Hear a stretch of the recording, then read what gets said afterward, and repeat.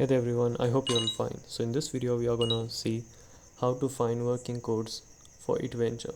So without further ado, let's find out. So as you can see, if you want to redeem code, you can just go in the settings and then click on the redeem code option here. And as you might have seen a bunch of videos telling you to put Discord 2023 here. So I will show you by putting it.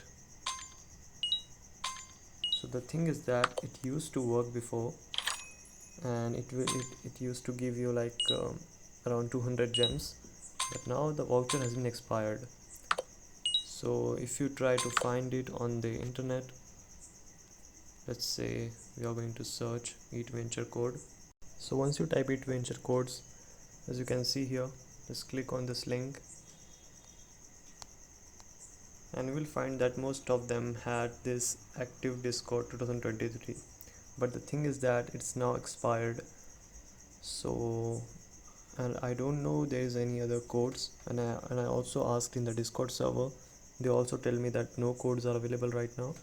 So I'm just gonna tell you that there are no codes that are available right now. So that's it for today guys. Hope you found the video helpful. See you soon. Have a good day.